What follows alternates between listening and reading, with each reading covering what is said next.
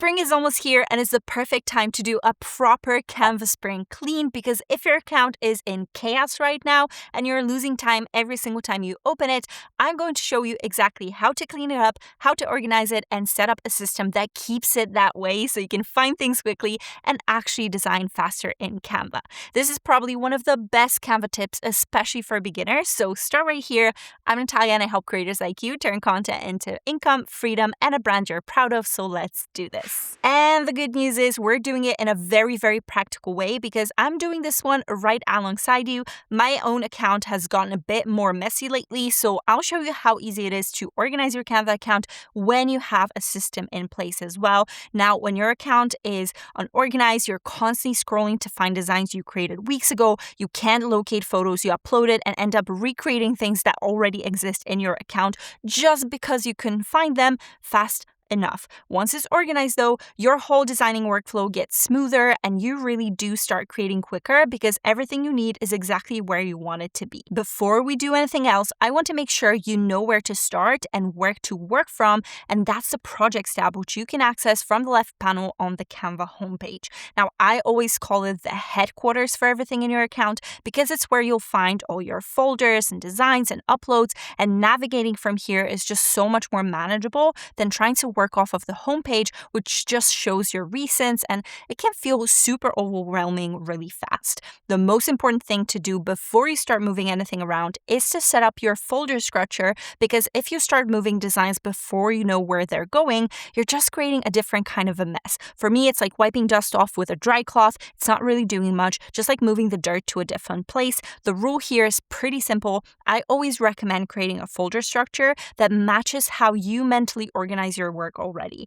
Chances are your laptop folder structure is already kind of like this, but if you don't have one there, give yourself a few minutes just to think on how best to organize it all. For me, my folder structure looks just like this. I have a brand folder where all my crucial brand assets live, then a social media folder with all the different subfolders for each of the platforms I create for or ever created for, and then further subfolders inside those for different content types. So again, for Instagram, I'd have my reels, carousel, single posts, and so on. I also have a very much separate dedicated YouTube folder because it's my primary platform and I create a lot of content for it. So, my thumbnails, B-roll graphics, other YouTube specific designs all land just in there. Then I have email for my newsletter designs. I have products and business operations and clients and archives. So all of that lives inside my Canva. If you're a photographer, yours may be broken out by client name or content type like portfolio graphics and social posts. If you're a coach, you might have client work, social media, lead magnets, course materials, whatever makes sense for your brain is always the right answer here. I know some social media agencies organize by client and then year and month and even week for subfolders. You'll know best what feels intuitive to you. Now, important note, how to even create a folder, right?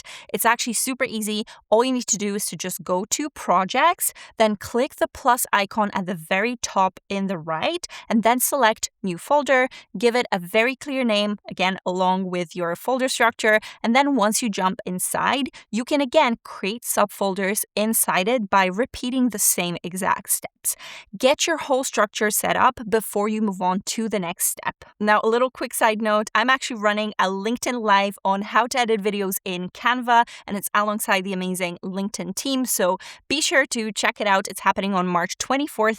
I'll leave the link down in the description for you, and I'd love to see you there. So if you're there, just drop me a comment. I'd love to know that you came from here. Now we're ready for the actual spring clean, and the key here is to do it in bulk. So I know that a lot of people tend to do is to just open the design, move it through the share button, and this is definitely the process for later. I'll explain it in just a bit, but when you're cleaning your account, you're not going to click through different designs one at a time because it will take forever. From the Projects tab, you can actually hover over a design to see the checkbox, or you can literally just drag with your mouse over your designs, your images, etc. And then you can select a whole batch of designs at once.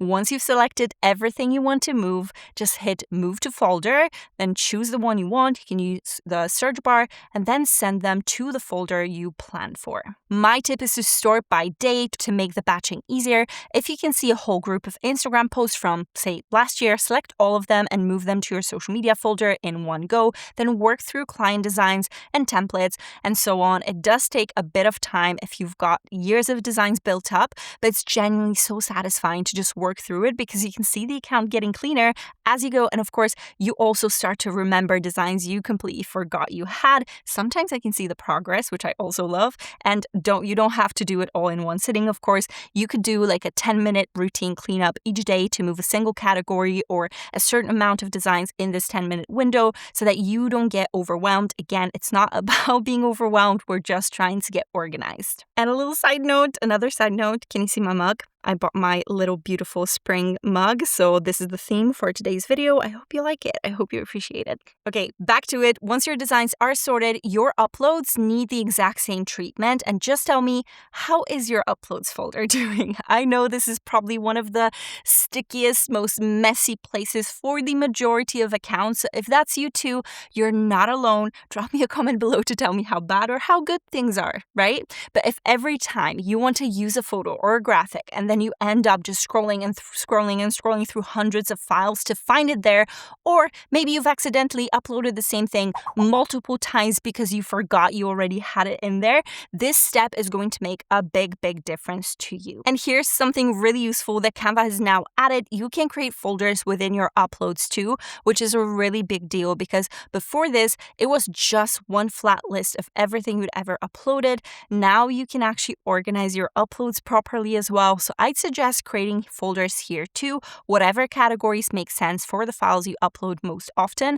I actually had this like uploaded elements folder before, and I still tend to keep it there just because I have all the different files in there.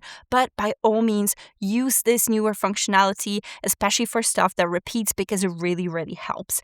Now, the important thing about the clearing up of your uploads is how you do it. Again, you want to do this from the Projects tab on the homepage rather than from the Uploads panel inside the editor. Again, this would be more intuitive, right? But this is not how we're going to do here. In here, you have to click, and then if you unclick by mistake, it all goes to waste. You're wasting time, and you have to start all over again. It's just too frustrating. Now, the reason we want to do it from the Projects tab is that, again, you can bulk select files and bulk move them into folders all at once, which saves you so much clicking compared to doing it all one file at a time from the editor. So again, go to Projects, find your upload section, bulk select everything that belongs in a specific folder and then move it there. Then when you're actually in a design and you need an asset, use the Projects tab in the editor to pull files from your organized folders rather than scrolling through the unorganized general upload pile, or just go to the folders from the uploads. The folders often appear below the line here on the left after you've used them, and I actually love it because it gives super easy access to your most used stuff, so I keep my favorites there as well. At this point, the most important parts of the Canva Spring Clean are hopefully done, but we're most certainly not done yet because you have to build habits to keep your account clean for the future, and it's all a very huge part of this system. This, of course, starts with proper naming. And listen, I know that when you open a new design quickly and you're just trying to get started, the name is the last thing on your mind, but this is what truly creates the mess in the first place because unnamed designs are invisible when you need to search for them later, and otherwise you end up with hundreds of designs called untitled, so not searchable, or super long keyword titles that match what the original template was, which again is not really super helpful. So this is why every time I open a new design, I jump straight to the name and then I change it first. If you look back at my tutorials, you'll see how often it happens because it's almost an automatic thing for me. When you name your designs consistently, you can search for anything at any time from the Projects tab or from the search bar or even from within the editor. So whenever you need to reference something quickly or maybe reuse an earlier design, it takes literal seconds instead of minutes of scrolling through hundreds of similar looking thumbnails. Now, my tip is to use naming conventions so everything follows the same pattern. Since for me, most of my designs are for social media and YouTube, I always start with the platform and the content type. So something like Canva Spring Clean, which is my title, and and then Instagram, carousel, or maybe new Canva updates, YouTube B-roll. If you're designing for clients, you could use the date, the client name, and then the project type. When you're part of the team, it's also super important to share those naming conventions clearly so that everyone just follows the same system each time. And again, everything is searchable by each of the members of your team.